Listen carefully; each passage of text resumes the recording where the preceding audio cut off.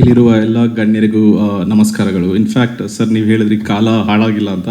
ನಾನು ಹೇಳ್ತೀನಿ ಕಾಲ ಇನ್ನೂ ಚೆನ್ನಾಗಿದೆ. ನನಗೆ ಫೋನ್ ಬಂದಂಗೆ ಅನ್ಕೊಂಡೆ ಸೂರ್ಯಪ್ರಕಾಶ್ ಅಂಥವ್ರಿಗೆ ಗೌರವ ಕೊಡ್ತಿರ್ಬೇಕಾದ್ರೆ ನನ್ನನ್ನು ಸೇರಿಸ್ಕೊಡ್ತಿದ್ದಾರೆ ಅಂದರೆ, ಒಂದು ಸಚಿನ್ ತೆಂಡೂಲ್ಕರ್ ಇರೋ ಡ್ರೆಸ್ಸಿಂಗ್ ರೂಮ್ಗೆ ವಿರಾಟ್ ಕೊಹ್ಲಿನೂ ಸೇರಿಸಿ ನಮಗೂ ಇನ್ನೂ ಹುಮ್ಮಸ್ ತುಂಬ್ತಿದ್ದಾರೆ ಅಂತ ನನಗೂ ಒಂದು ಖುಷಿ ಆಯಿತು.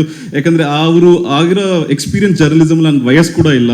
ಸೊ ಥ್ಯಾಂಕ್ ಯು VSK ವಿಶ್ವ ಸಂವಾದ ಕೇಂದ್ರ ಗುರುತಿಸಿ ಯುವ ಪೀಳಿಗೆಗೂ ಒಂದು ಪ್ರೋತ್ಸಾಹ ತುಂಬ್ತಿದೆ. ನಮಗೆ ಇನ್ನಷ್ಟು ನಮ್ಮ ಭುಜದ ಮೇಲೆ ಭಾರ ಆಗಿದೆ, ಇದು ಚೆನ್ನಾಗಿ ನಡ್ಸ್ಕೊಂಡು ಹೋಗ್ಬೇಕು ಅಂತ.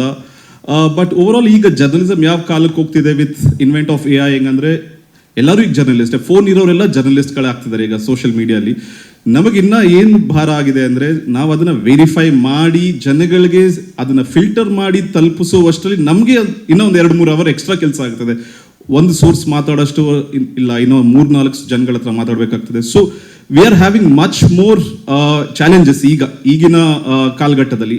ಮುಂದೆ ಹೋಗ್ತಾ ಹೋಗ್ತಾ ಇನ್ನೂ ಜಾಸ್ತಿ ಆಗ್ಬೋದು. ಬಟ್ ಈ VSK ಪ್ರಶಸ್ತಿ ಏನು ಮಾಡಿದೆ ಅಂದರೆ ನಮಗದು ಎಚ್ಚರಿಸುತ್ತೆ, ನೀವು ಕೂರಂಗಿಲ್ಲ, ಇನ್ನೂ ಶ್ರಮ ಪಡಬೇಕು, ಇನ್ನೂ ಆಸಕ್ತಿ ವಹಿಸಬೇಕು ನಿಮ್ಮ ಕೆಲಸದಲ್ಲಿ, ಇನ್ನೂ ಸತ್ಯನ ಜನಗಳ ತನಕ ಮುಟ್ಟಿಸ್ಬೇಕು, ಫಿಲ್ಟರ್ ಇಲ್ದಲೇ ಮಾಡಬೇಕು ಅನ್ನೋದು. ಸೊ ಹಾಗಾಗಿ ನಾನು ಎಲ್ಲ ಗಣ್ಯರಿಗೂ ಸರ್ ನಿಮ್ಮೆಲ್ಲರಿಗೂ ಧನ್ಯವಾದ ಹೇಳಕ್ಕೆ ಬಯಸ್ತೀನಿ. ವಿಶ್ವ ಸಂವಾದ ಕೇಂದ್ರ ಪ್ರಶಸ್ತಿ ಪುರಸ್ಕೃತರಾಗಿ ನಾನು ಸ್ವೀಕಾರ ಮಾಡೋದು ತುಂಬ ಖುಷಿಯಾಗಿದೆ ಹಾಗೂ ಭಾರವಾಗಿದೆ. ಬಟ್ ಒಂದು ಮಾತು ಹೇಳಕ್ಕೆ ಬಯಸ್ತೀನಿ, ನಾವು ಪರ್ದೆ ಮುಂದೆ ಕಾಣಿಸ್ಬೋದು ಅಥವಾ ಪೆನ್ ಇಟ್ಕೊಂಡು ಕಾಣಿಸ್ಬೋದು, ಬಟ್ ತುಂಬ ರೆಸ್ಪಾನ್ಸಿಬಿಲಿಟಿ ನಮ್ಮ ಫ್ಯಾಮಿಲಿಗೆ.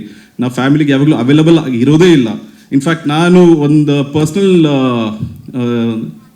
ಇನ್ಸಿಡೆಂಟ್ ಶೇರ್ ಮಾಡ್ತೀನಿ. ನಾನು ಮದುವೆ ಆಗಿ 15 ದಿನ ರಜಾ ಹಾಕಿದ್ದೆ, 12ನೇ ದಿನಕ್ಕೆ ಫೋನ್ ಬಂತು, ಹನಿಮೂನ್ ಎಲ್ಲ ಕಟ್ ಮಾಡಿ ಇಮಿಡಿಯೇಟಾಗಿ ಬರಬೇಕು ಅಂತ. So I had to change my tickets. ಹಾಗಾಗಿ ನಮ್ಮ ಶ್ರಮ ಎಷ್ಟಿರುತ್ತೋ ನಮ್ಮ ಕುಟುಂಬದ ಶ್ರಮ ಕೂಡ ಅಷ್ಟೇ ಇರುತ್ತೆ. ಸೊ ಅವರು ಕೂಡ ಈ ಪ್ರಶಸ್ತಿ ಸೇರುತ್ತೆ ಅಂತ ನಾನು ಭಾವಿಸ್ತೀನಿ. Thank you.